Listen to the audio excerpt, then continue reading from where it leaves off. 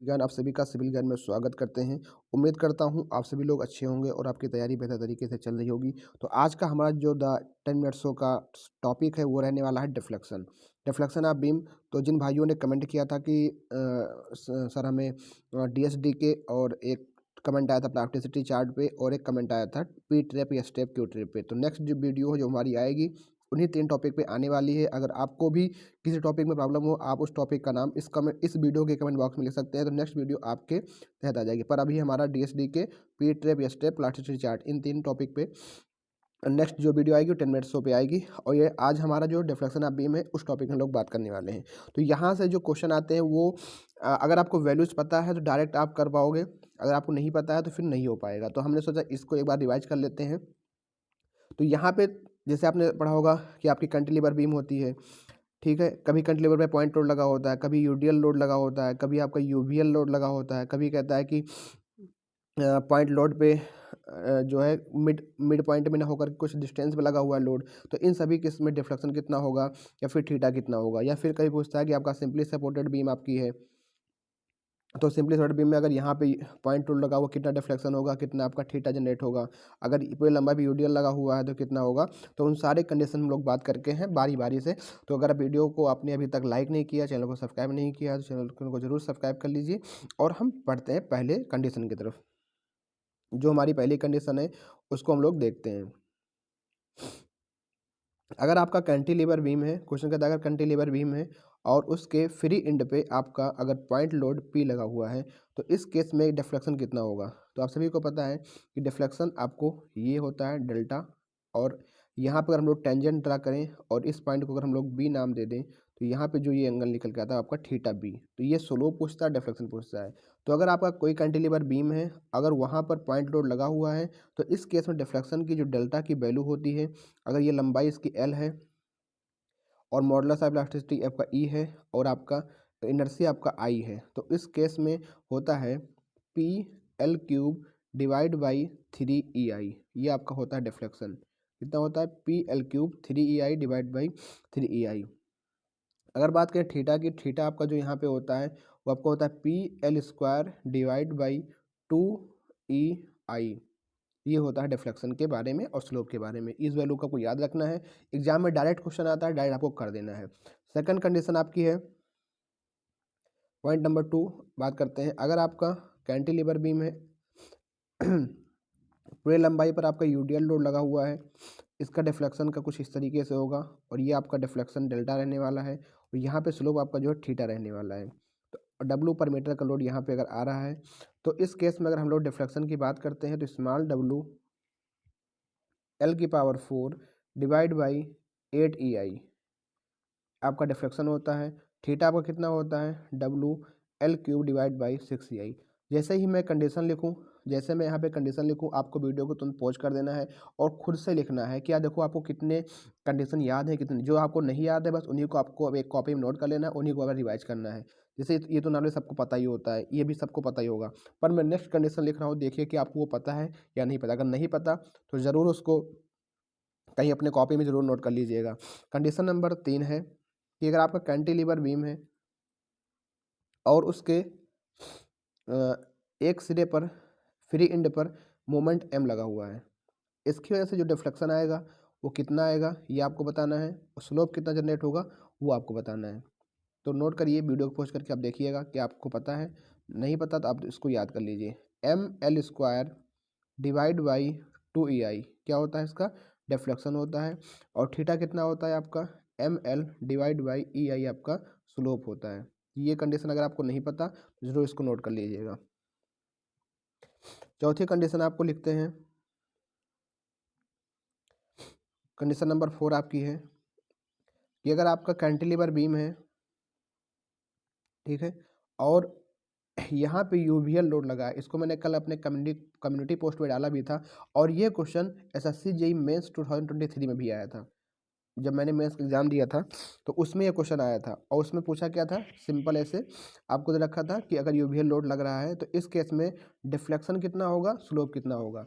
तो वहाँ पे वैल्यू दे रखा था और आपको डायरेक्ट स्लोप को डिफ्लेक्शन को कैलकुलेट करके देना था। W इक्वल टू डेल्टा आपका जो हो जाएगा डिफ्लेक्शन आपका जो डेल्टा रहने वाला है वो हो जाएगा WL⁴ डिवाइड बाई 30 EI, ये आपका हो जाएगा डिफ्लेक्शन।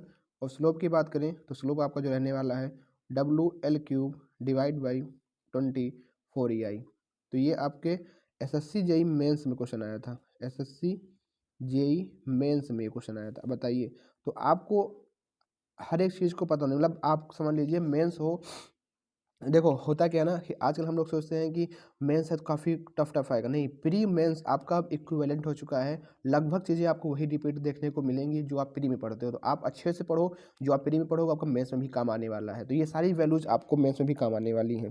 तो यहाँ पे ये टॉपिक है, तो हमने ये यहाँ पे बता दिया कि आपका क्वेश्चन ये मेंस में भी आया था और इसका डिफ्लेक्शन इतना होगा, आपका स्लोप इतना होगा। तो कैंटिलीवर की आपने अभी तक कितनी कंडीशन देखी? 2 कंडीशन यहाँ पे हो गई, 4 2 हमने पीछे बताई थी। तो एक कंडीशन और देख लेते हैं जो कि एक जनरलाइज्ड इक्वेशन को सॉल्व करके बनाई जाती है। जैसे कि आपकी कैंटिलीवर बीम है, तो आपने देखा था कि पॉइंट लोड जब फ्री एंड पे लगा हुआ था, तो अब फ्री एंड पे लगा ना होकर के पॉइंट लोड आपको फिक्स सिरे से डिस्टेंस ए पे लगा हुआ है, ठीक है। और ये पूरी लंबाई आपकी कितनी है? L है, तो ये कितना हो जाएगा? L माइनस का A हो जाएगा।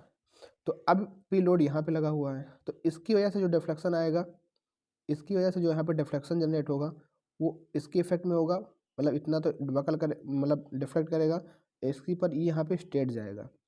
फिर ये चीज़ आप देखोगे, ये इतना डिफ्लेक्शन आया और ये इतना डिफ्लेक्शन आया, इन दोनों का समेसन ही आपका क्या होगा? टोटल डिफ्लेक्शन होगा।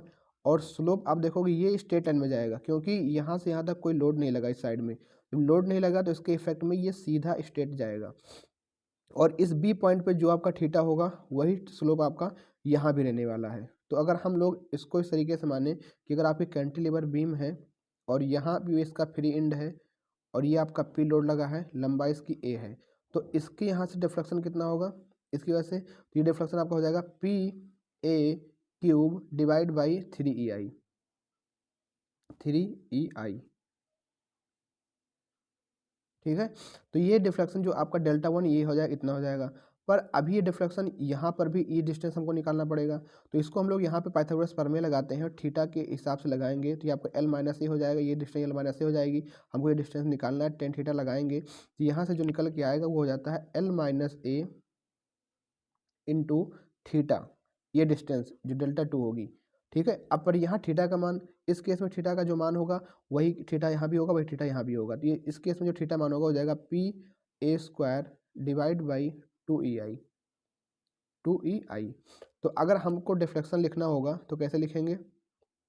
डिफ्लेक्शन लिखेंगे डेल्टा 1 प्लस के डेल्टा 2, तो क्या हो जाएगा?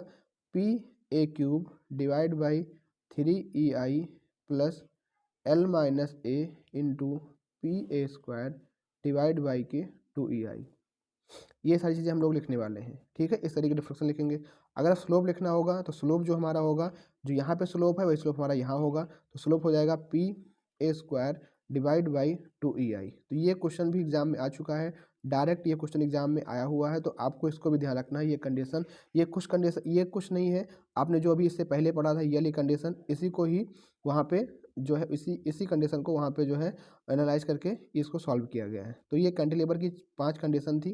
पहली कंडीशन आपकी ये थी जो मैंने अभी पीछे बताई आपको, और सेकंड कंडीशन आपकी ये थी यूडियल वाली, थर्ड आपकी थी आपकी यूवियल वाली, और फोर्थ आपकी थी ये, और फिर आपकी पांचवी कंडीशन इसका सॉल्व करके था। आपको ये भी मिल सकता है कहीं कहीं, तो आपको अगर मान लो ऐसे मिल जाए कि आपका यूडियल आपकी आधी लंबाई में लगा होगा, तो आप जैसे आपने इस वाले को एनालाइज किया ऐसे आप इसके लिए भी लिख सकते हो कि यहाँ तक अगर लंबाई है, यहाँ W/मीटर का लोड लगा हुआ है, तो इसकी वजह से ए लंबाई है, ये आपका L माइनस ए हो जाएगा। जैसे आपने इसके लिए लिखा यहाँ पे इसके लिए आपने लिखा है कि यहाँ पे PA³ करके, तो इसके लिए भी आप लिखना चाहो कैसे, क्या हो जाएगा आपका कि वही आपका सॉरी, इसके लिए लिखना चाहोगे तो हो जाएगा WA⁴/8EI प्लस के L minus A into WA³ divide by 6EI, मतलब इस जगह पे लिखना चाहोगे तो ये कंडीशन आपको, अगर ये दोनों कंडीशन पता है तो आप जैसे भी करके देगा तो आप आराम से कर लोगे। समझ में आ गया? अब हम बढ़ते हैं, हमारा नेक्स्ट जो बीम होती है सिंपली सपोर्टेड बीम, उसकी कंडीशन को देखते हैं, उसमें कितनी कंडीशन आपकी बनती हैं। तो ये 5 कंडीशन हमने बता दिया कैंटिलीवर में आपको। आगे हम बात करते हैं कि मान लीजिए अगर आपके पास सिंपली सपोर्टेड बीम है, सिंपली सपोर्टेड आपके पास बीम है और पी लोड आपके मिड पॉइंट पे लगा हुआ है, यहाँ पे लंबाई आपकी एल है, एल बाई टू में डिवाइड हो गया, तो आपका मैक्सिमम डिफ्लेक्शन जो आएगा सेंटर पार्ट पे आएगा, जो कि आपका रहने वाला है इस केस में P L cube divide by 48 ई आई। और स्लोप जो यहाँ पे थीटा होगा, इससे में आपको जो थीटा स्लोप होगा वो आपका रहने वाला है P L square divide by 16 ई आई। तो ये आपका पहला कंडीशन होगा सिंपली सपोर्टेड बीम में।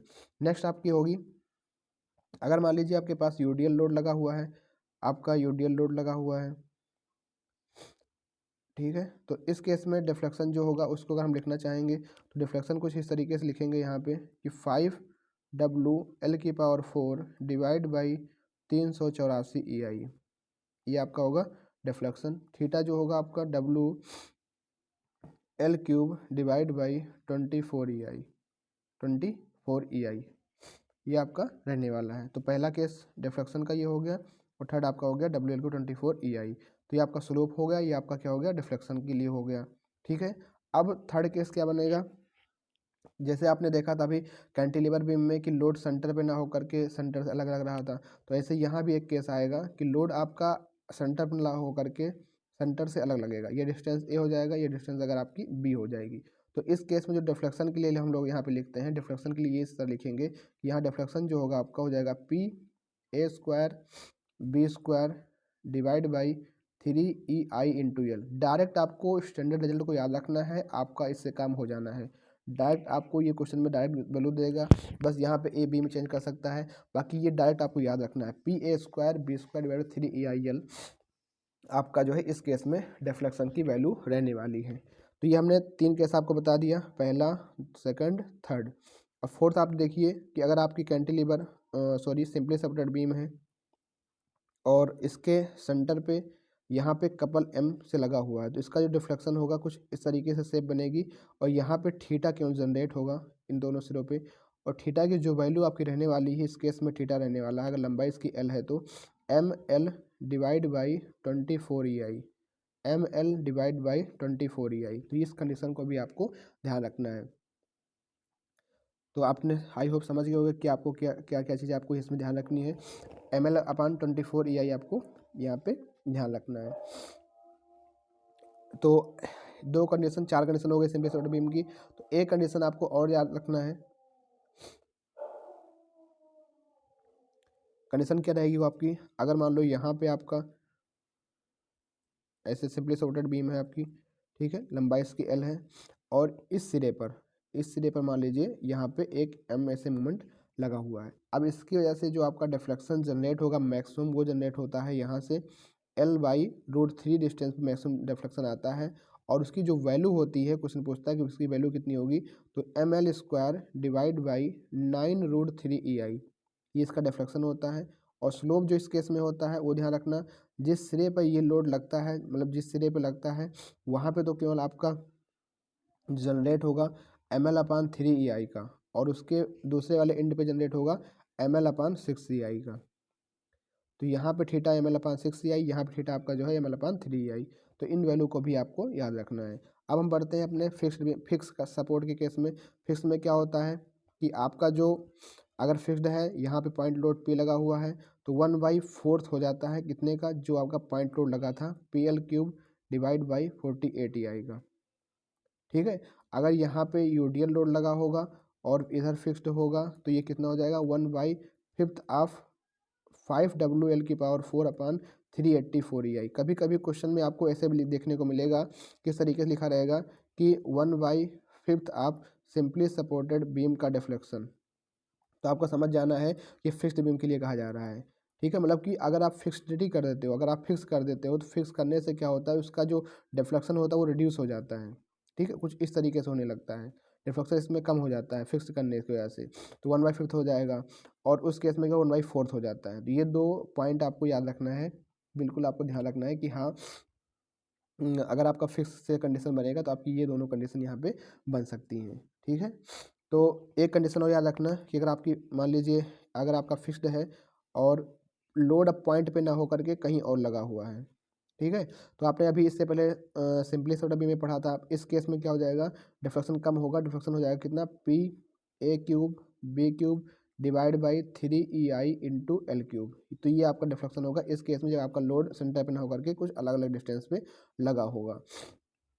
तो ये आपको समझ में आ गया होगा, हमने जो कंडीशन आपको बताई है। तो ये सारी कंडीशन आपके एग्जाम के लिए महत्वपूर्ण है, कोई ना कोई कंडीशन आपके एग्जाम में आ सकती है, आपको पता भी होगा, बस मैंने आपको जस्ट आपको रिवाइज कराया है, क्योंकि 10 मिनट शो में आपको काफ़ी इंपॉर्टेंट चीज़ें ही आपको देखने को मिल रही हैं। तो नेक्स्ट वीडियो हमारी जो होगी, जो आपने टॉपिक सजेस्ट किया उसी टॉपिक पर आपकी रहने वाली है। तो आई होप आपको समझ में आ रहा होगा। अगर आप चैनल पर नए हैं, चैनल को सब्सक्राइब जरूर करिए, अपने दोस्तों के पास इसको शेयर भी करिए। आप जिस जिस ग्रुप में लगे हुए हैं आप वहाँ भी इस वीडियो को शेयर करिए, ताकि इससे बहुत लोगों को फ़ायदा होने वाला है। Thank you. जय हिंद, जय भारत।